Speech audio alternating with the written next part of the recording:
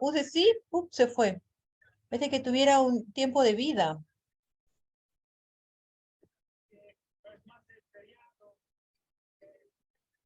Bien.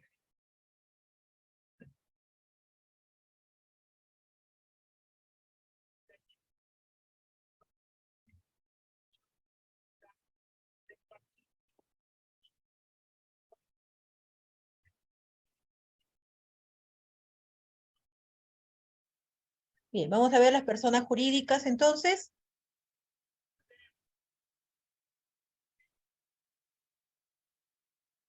La asociación, fundación y comité. Asociación. Bien. ¿Qué es una asociación? La Constitución política en el Perú, la Constitución política en el artículo 2 señala lo siguiente.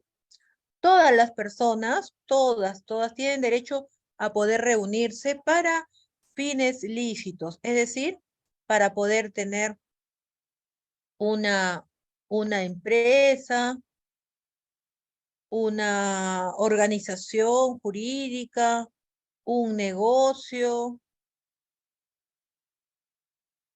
una forma de generar ingresos. Y si las personas deciden tenerlo, crearla, ninguna persona puede pedir la disolución de ella. Ninguna persona sin autorización puede disolverla, salvo que la ley así lo especifique, como por ejemplo sea el caso que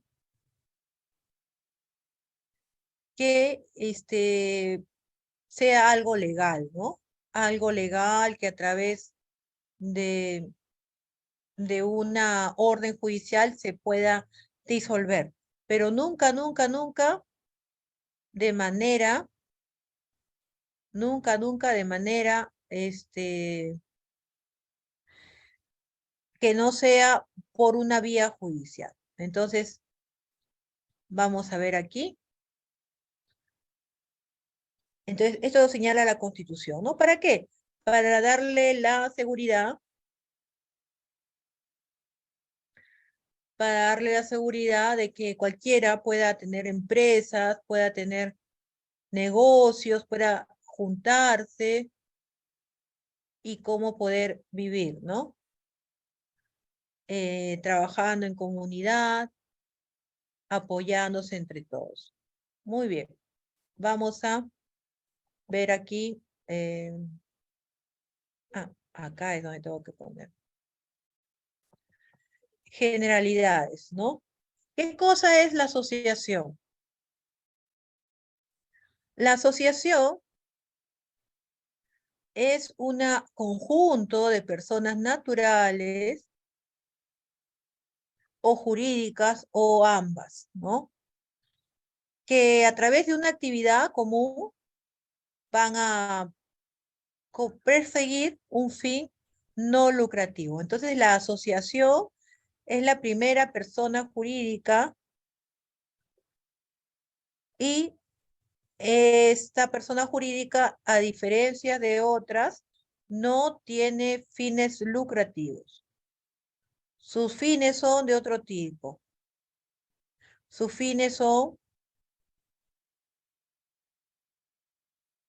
a través de un fin que sea para servir a los demás. Como por ejemplo, asociación de fútbol, sus fines son deportivos, asociación de PRODET de derechos humanos, sus fines son de derechos humanos, o de transparencia en las, ¿no? En las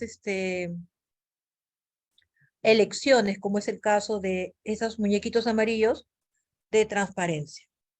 Bien, vamos a continuar. A ver, aquí, no, ya. Generalidades, ya, vamos a ver acá. El derecho de autoorganización es O sea, todos tenemos el derecho de vivir, de ser reconocidos por el Estado. Y también tenemos un derecho que se llama el derecho de autoorganizarnos, es decir, por nuestros propios medios, por nuestros propios deseos, organizarnos de manera libre, siempre y cuando sean fines legales y también que no sean contrarios a la ley.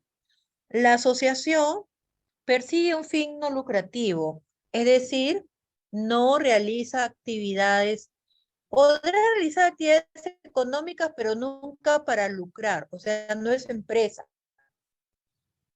¿no? Y todos los bienes de esta asociación, por ejemplo, asociación de fútbol, son para los miembros de esta asociación, para sus miembros. A ver, luego, toda asociación debe tener ¿qué cosa? Algo que los controle. ¿Cómo se llama esto? Se le llama estatuto. El estatuto es un conjunto de artículos cuyo contenido determina la estructura interna de la persona jurídica. Es decir, cómo esta asociación se va a administrar, cómo esta asociación va a tener esa, esa representatividad, cómo va a realizar sus actividades. Y solamente cuando la asociación se forma es que tiene que regirse, ¿no?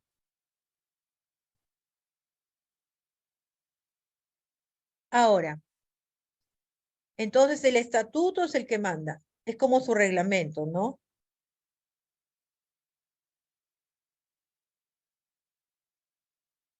Muy bien, seguimos. Luego, los estatutos son formadas libremente. Cada persona, cada persona tiene la libertad, o bueno, cada persona jurídica tiene la libertad de poder organizarse como gusten, siempre y cuando no contravengan las leyes del orden público y las leyes de las buenas costumbres. Por ejemplo, ¿podría haber una empresa dedicada a la esclavitud? No. ¿Puede haber una empresa dedicada al robo? No, es imposible. ¿Puede haber una empresa dedicada a la venta de niños? Tampoco, porque va contrario al orden público y a las buenas costumbres. Luego, el estatuto debe constar por escritura pública, es decir, ante notario, ¿no? Entonces, estas, como debe constar en escritura pública, no podrá haber una asociación que no tenga estatuto. Es necesario que tenga un estatuto. ¿Qué más? Generalidades. Solo la asociación con fines religiosos tienen un régimen interno o llamado estatuto. Solo la asociación con fines religiosos, además de tener un estatuto, debe ser aprobado ¿por quién?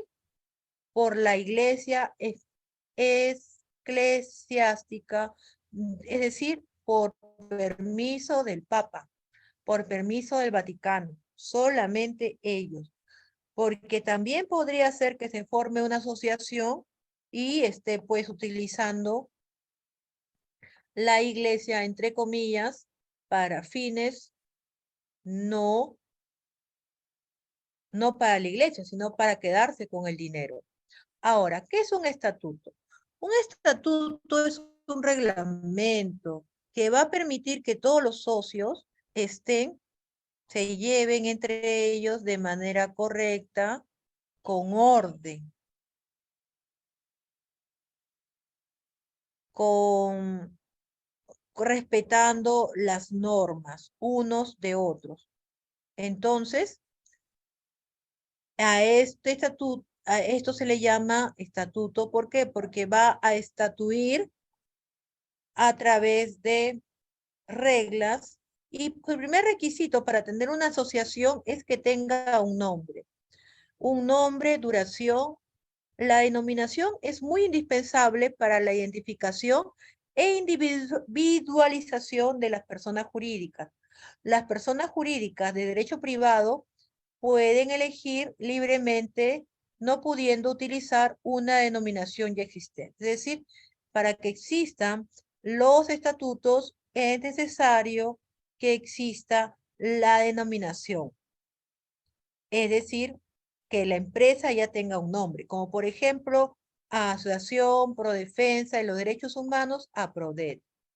Es muy importante que la asociación pueda decidir su denominación, debe cuidar que esta denominación se encuentre acorde con el tipo de persona jurídica. Por lo tanto, no debe incluirse en la denominación el término sindical, porque sindicato o comité o fundación son organizaciones diferentes. El sindicato es una organización a nivel de ¿qué? A nivel de laboral. El comité a nivel de un distrito, de del estado, que puede tener sus comités. La fundación a nivel privado, etcétera. Pues estos son términos que aluden a otro tipo de personas jurídicas. Entonces existen tantas personas jurídicas como la ley lo permite. Cabe señalar además que se puede poner un nombre abreviado a la asociación que se piensa crear. Ello no está negado por ley, esto bajo el principio de que es legal aquello que no está prohibido por la ley. Entonces, aquí tenemos al ADEX, que es Asociación de Exportadores. Duración.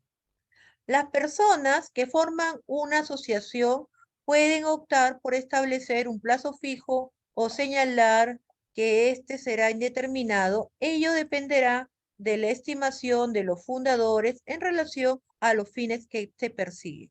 Lo común es que se ponga como duración de la asociación para que sea indeterminado, es decir, para que sea para siempre.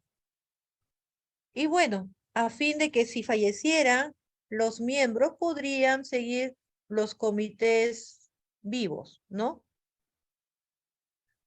El domicilio. El domicilio es entendido como el lugar donde los asociados han decidido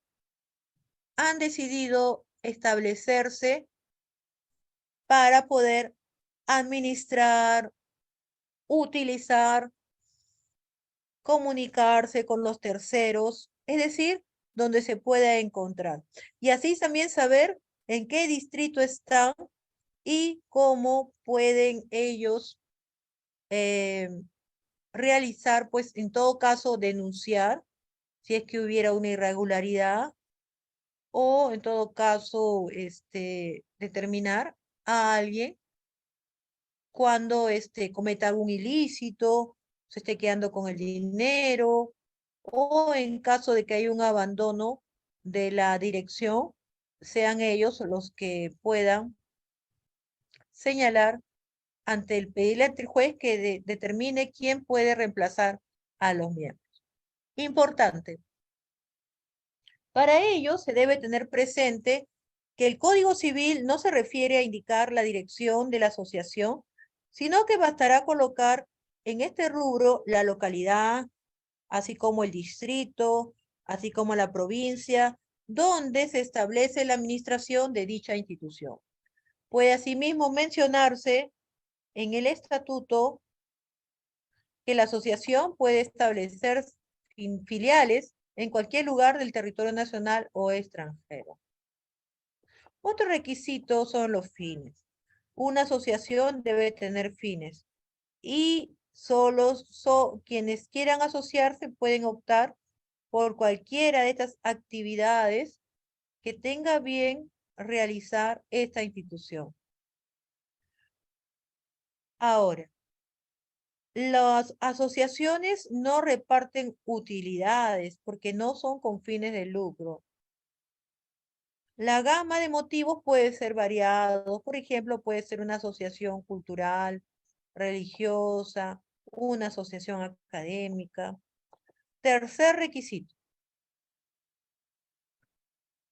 Los bienes. Entonces ya tenemos el nombre, tenemos los fines, ahora vamos a tener los bienes. Es muy importante para que puedan tener una asociación, que los fundadores, en primer lugar, los que deciden crear su asociación, tengan aportes, porque no se va a crear de la nada, ¿no?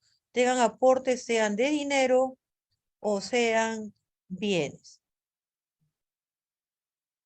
Otro requisito. Cuarto requisito, la constitución y funcionamiento de una asamblea general. Esta asamblea general tendrá también un consejo directivo, así como los demás órganos de la asociación deberán tener una organización.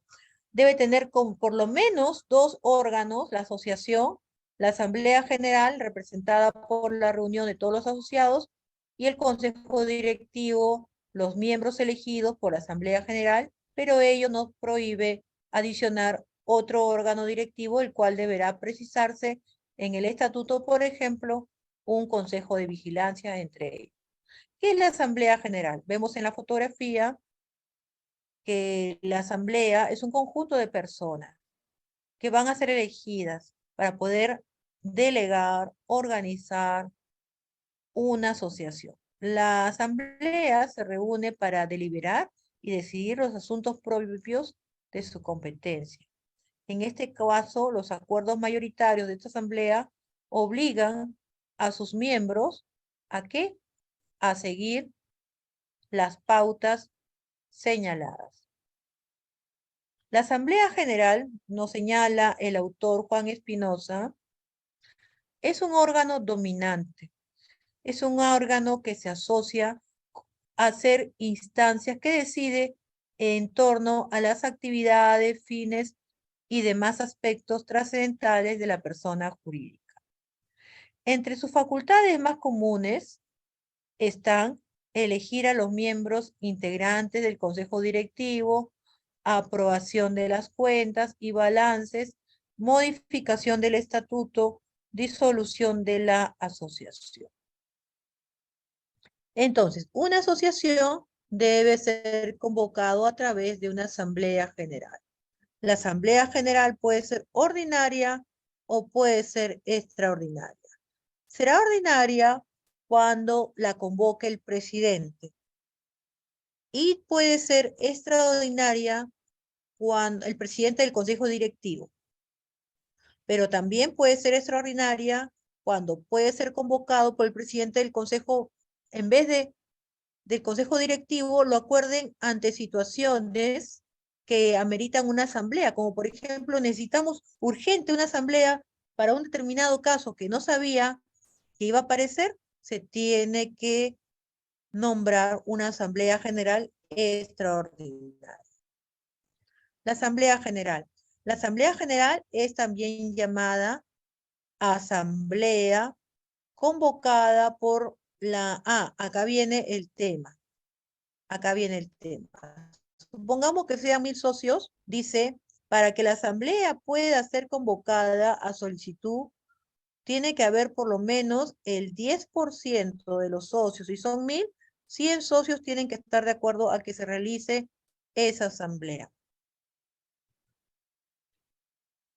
Y solicitar a quién, al presidente del consejo directivo, pedirles por favor que se realice esa asamblea. Los asociados de esas asambleas tendrán derecho a acudir al juez para que señale fecha y hora y lugar de la asamblea extraordinaria. A esto se le conoce como convocatoria judicial. Entonces también puede haber una convocatoria judicial. Ahora es importante el concepto de convocatoria. En este caso debe asimilarse al llamado que se hace a los asociados para que se reúnan y se constituyan en concreto en una asamblea general. ¿Cómo les van a avisar? tiene que notificarlo. Es el presidente del consejo directivo si está o si no hubiera una convocatoria judicial, es decir, una administración judicial que lo cite. Es importante tener en cuenta que no va a haber asamblea si no hay una convocatoria. Tiene que llamársele a los socios para reunirse.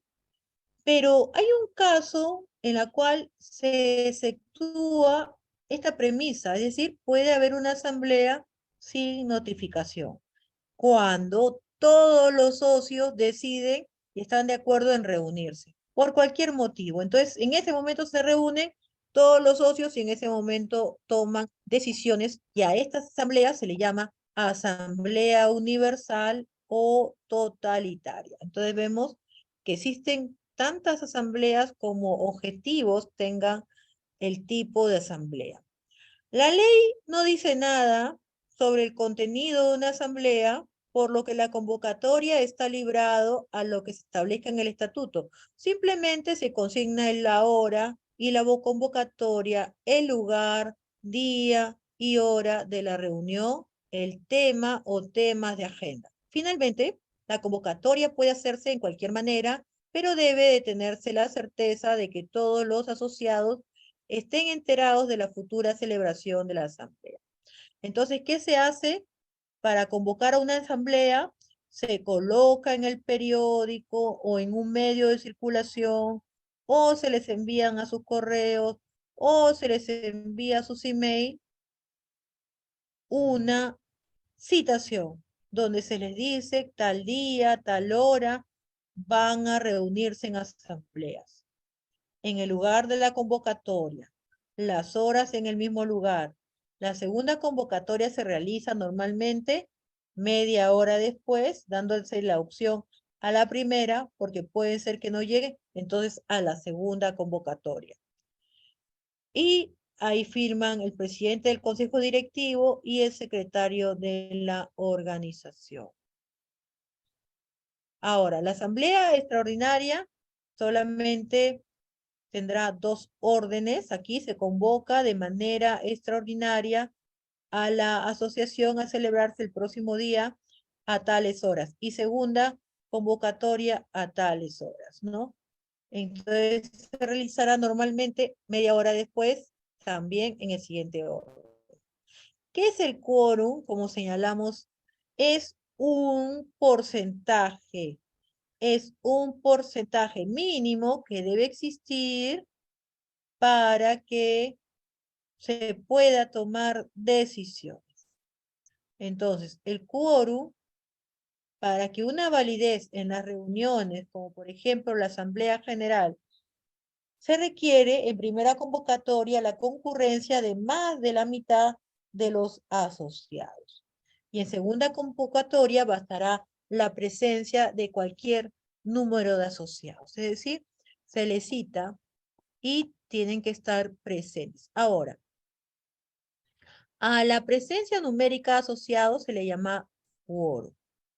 La ley establece que una presencia mínima para la validez de la reunión se llama quórum mínimo. Entonces, ¿qué se busca con el quórum? Que las decisiones que se tomen sea con la asistencia mínima considerando necesarios para la buena marcha de la asociación. Esto se aplica en la medida que se cumplen los objetivos de informar a los asociados respecto de los temas que interesan a la persona jurídica y el poder discutir y votar por un mínimo de representatividad. ¿Qué es el quórum calificado? La ley lo reserva para dos casos puntuales: para una modificatoria de estatuto o disolución de la asociación. En estos dos casos se requiere en primera convocatoria de más de la mitad de los asociados y en segunda convocatoria los asociados que asistan, pero que representen al menos la 10ª parte del total de asociados. El quórum. Lo que se busca con el quórum es lograr una asistencia mínima, considerada necesaria para la buena marcha de la asociación.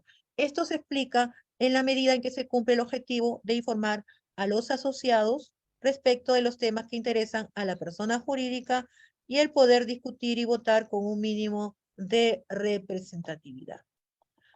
¿Cuáles son los acuerdos de la Asamblea? Los acuerdos de Asamblea son tomados con el voto de más de la mitad más uno de la mayoría concurrente para ambos casos, llamado Asamblea General, Ordinaria o Extraordinaria. En el caso de quórum calificado, los acuerdos se harán solo si se acepta por lo menos la 10ª parte de los asociados del total de quórum.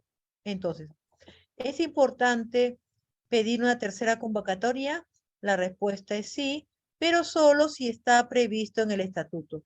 Si en el estatuto se señala que puede haber hasta 3 convocatorias, se le puede llamar. Pero si no está previsto en el estatuto, no.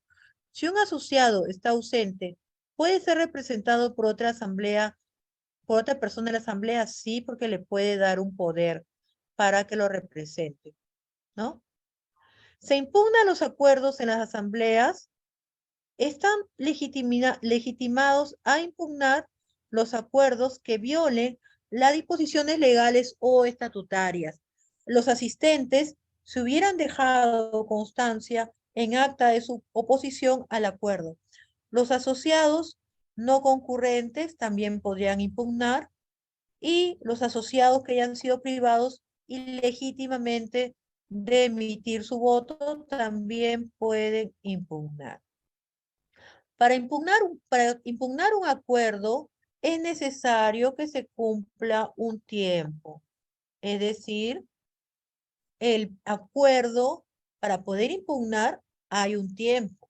¿Cuál es el tiempo? Si es que el acuerdo no se inscribió, se van a dar un plazo máximo de 60 días, ¿ya? Si el acuerdo no se inscribió, pero si el acuerdo se inscribió, la impugnación debe ser cuanto antes, dentro de los 30 días siguientes a la fecha en que se dio el acuerdo de la asamblea que quiero impugnar. Consejo directivo. ¿Qué es el consejo directivo? Es un órgano de la asociación que está encargada de la administración de la misma. El estatuto debe establecerse y su organización o número de miembros y cargos deben tener cuidado en el plazo de duración para el cual han sido elegidos y si procede o no la reelección. Quinto requisito para la asociación. Debe establecerse en el estatuto las condiciones para la admisión, para la renuncia y para excluir a sus miembros. Las condiciones para admitir a nuevos miembros depende de aquellos parámetros de los fundadores hayan impuesto, como por ejemplo, si es una asociación de futbolistas, tiene que haber que sean todos varones, o una edad. Si es una asociación de niños, no van a haber mayores o ancianos, profesión, etcétera, etcétera. Además, se debe señalar un procedimiento de admisión, como por ejemplo, lo mínimo es llenar una ficha de inscripción, es pagar una cuota, realizar ciertas actividades. Quinto requisito. Condiciones para la admisión, renuncia y exclusión de sus miembros. Asimismo, se debe establecer las causas, enumerarlas, los motivos pueden ser distintos al tipo, la falta de interés en contra de la asociación. Asimismo, se debe establecer el procedimiento de exclusión de socios. Sexto requisito, derechos y deberes de los asociados. Existe absoluta libertad para que los asociados puedan poner obligaciones en su estatuto que deban cumplir los socios. Deben establecerse reglas y sanciones en cumplimiento de las normas establecidas. Así también como otro séptimo requisito, la modificación del estatuto. Estos requisitos forman parte de la premisa de que el estatuto es una asociación que no, asociación no tiene que ser regido, sino la asociación puede prever al momento de su fundación todas las circunstancias futuras que pudieran pasar. La asociación no puede proveer no puede proveer todo. Por ello, tiene que ponerse ciertos requisitos, la opción como por ejemplo de poder modificar el estatuto o ampliar el estatuto o que le permitan funcionar adecuadamente. Séptimo requisito. Requisitos para la modificación del estatuto. En este sentido, se puede modificar el estatuto en casos como por ejemplo cambio de domicilio. Cambio de domicilio, ya no quiero que sea en la ciudad tal, se fue a otra ciudad o simplemente ya no pudieron continuar con un alquiler, se van a cambiar y cambian el domicilio. Otros cambios generados, por ejemplo, que tienen que ser aprobados por asamblea, quórum o mayorías. Octavo requisito, normas para su disolución. Entonces ya estamos llegando al final de la del estatuto que comprende. Hemos conocido aquí las normas para su disolución. En este caso, acá se colocarán qué va a pasar con la disolución, qué consecuencias va a tener, cómo se va a repartir la liquidación, qué va a pasar con la asociación. Y también corresponde señalar en el estatuto las circunstancias que pueden producir esta disolución, decaimiento de esta finalidad, alejamiento de los socios que van a ser los socios, la pérdida de patrimonio. Es muy importante,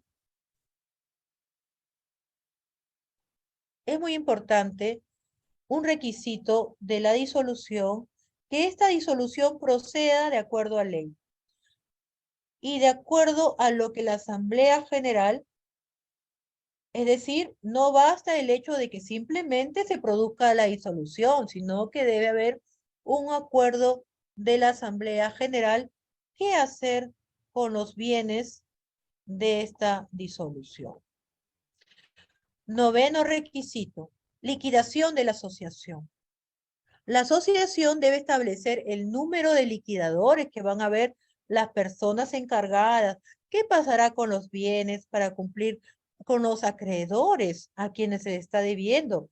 El destino final de sus bienes, si es que hubiera. Y debe ser una institución que realice fines análogos. Por ejemplo, podrían transmitirle a otra institución o simplemente la cancelación de la asociación del registro de asociaciones, porque también debe darse de baja la asociación del registro público. ¿Y qué pasaría con los libros que tenía la asociación? Toda asociación debe tener como mínimo 3 libros para su correcto desarrollo. En el primer libro es conocido como libro Padrón de Asociados. Ellos, por ejemplo, deberán tener una estar ahí inscritos, ¿no? Se inscriben su nombre, su DNI, su dirección, su ocupación y su firma. Ahí está. También la fecha en que se admitió y el cargo que va a ocupar en dicha asociación. Luego tenemos libros de la asociación. Otro libro también conocido es el libro de actas, donde se escribirá con exactitud y veracidad los acuerdos tomados en esta asociación, los que llega a la Asamblea General y al Consejo Directivo. Por lo tanto, en el libro de actas se van a transcribir los acuerdos y aspectos más saltantes de la Asamblea. Luego tenemos el libro de la asociación.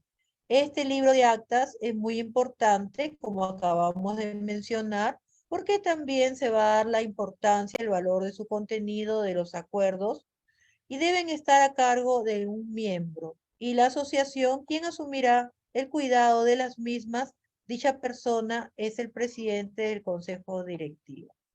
¿Qué es importante? Es importante que nuestro Código Civil señala que toda asociación debe estar inscrita de acuerdo a ley y le va a corresponder ser inscrita ante un notario. Este notario debe certificar la apertura de los libros de padrón de asociados y de actas. Luego tenemos a la fundación. La fundación son organizaciones no lucrativas que van a buscar instituidas mediante la afectación de uno o más bienes para la realización de objetivos. Puede ser de carácter religioso, puede ser de carácter cultural, puede ser de carácter asistencial o de otro interés social. En esta asociación, en estas fundaciones se constituyen también por escritura pública, se constituyen o puede ser por testamento. Alguien que tiene mucho dinero deja en el testamento sus bienes para ser donados a la fundación y se inscriben en el registro respectivo. Los beneficiarios no intervienen en la administración de la fundación. Los beneficiarios no intervienen en la administración de la fundación.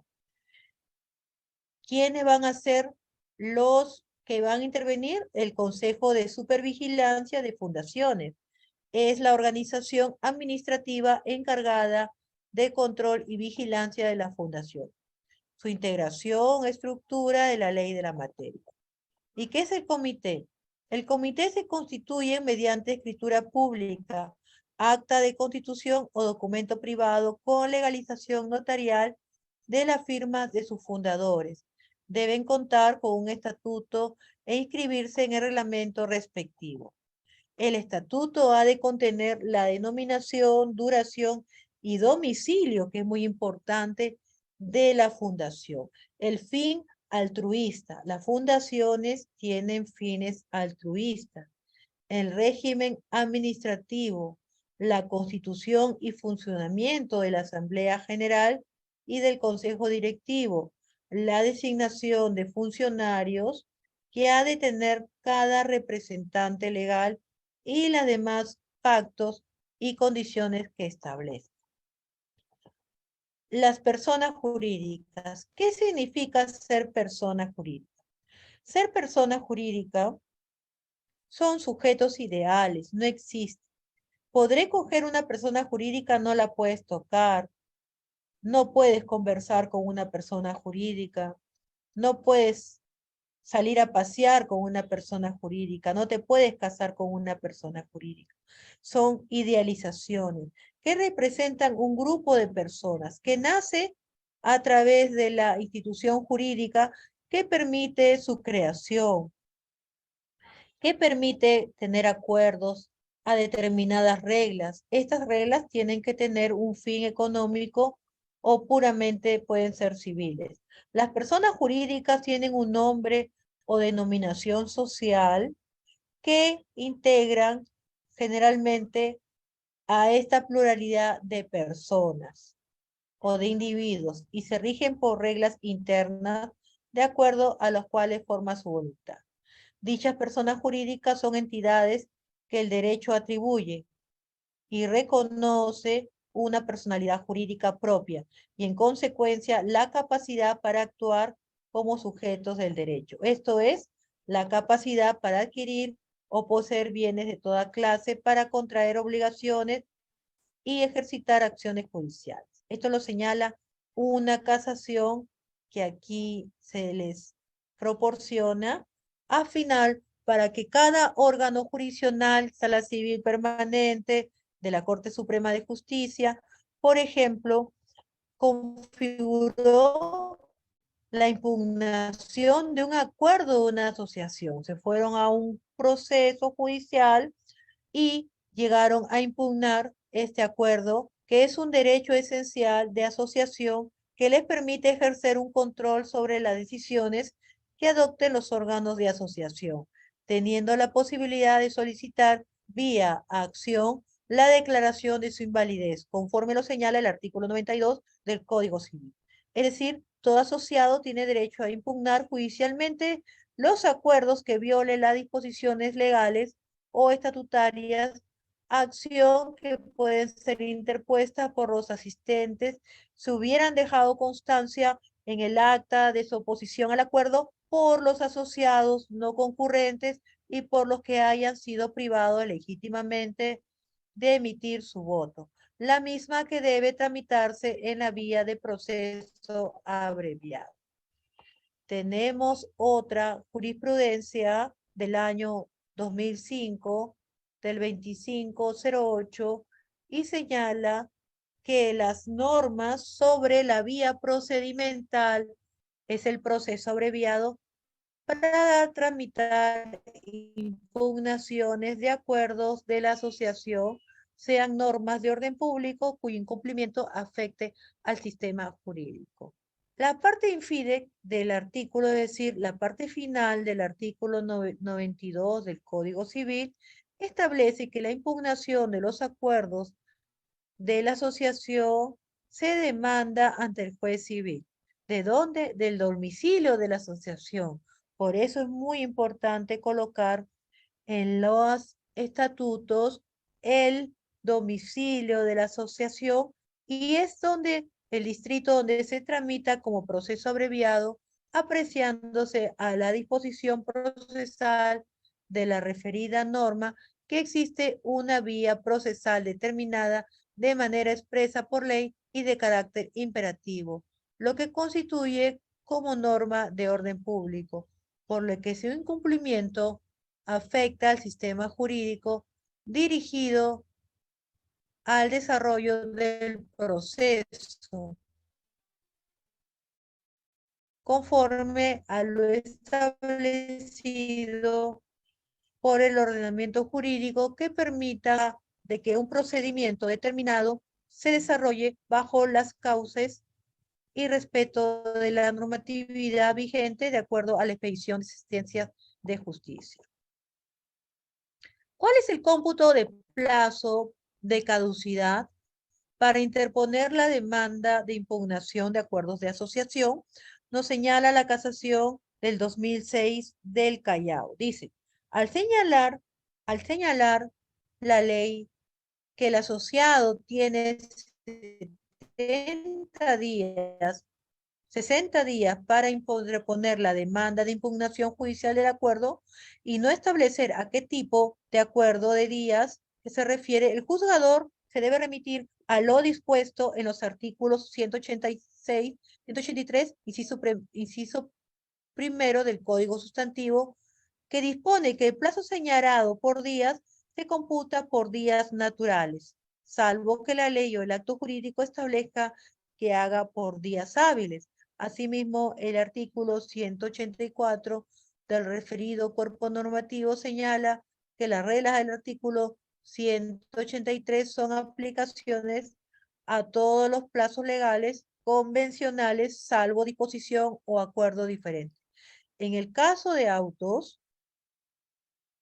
el juzgador, al remitirse lo dispuesto por las normas mencionadas, esto es, al computar el plazo por días naturales y no hábiles, ha precedido, conforme a ley máxime, si no hay acuerdo alguno al respecto, el del artículo 2004 del Código Civil, disponer que los plazos de caducidad lo fija la ley, sin admitir pacto en contrario. Por ello, si bien el artículo 92 del Código Civil establece un plazo de 60 días para interponer la demanda de impugnación de acuerdos, se advierte que existe un vacío legal a no especificar la clase de días a que hace referencia. Por ello, se debe remitir a lo dispuesto por el artículo 183 del Código Civil, que establece el cómputo de plazo de días naturales.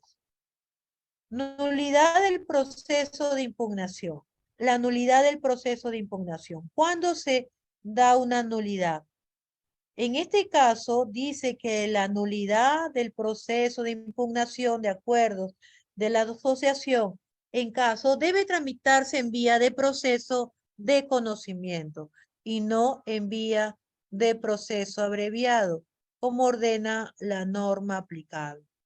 El presente proceso sobre impugnación de acuerdos de asociación ha sido tramitado en la vía de proceso de conocimiento, distinto al dispuesto por las normas aplicables. Proceso que si bien se desarrolla en términos más amplios y con mayores etapas procesales, ello no determina que los órganos administradores de justicia no se rijan por las normas de derecho público y de orden público, dado que la actividad judicial es una función pública y que las normas procesales que regulan el trámite del proceso son de derechos públicos también, ¿no? Entonces, de orden público, siendo que la inobservancia del trámite del proceso en la vía abreviada constituye contravención a lo dispuesto en la parte final o la parte infine del artículo 992 del Código Civil y el artículo 90 del título noveno del título preliminar del Código Procesal Civil,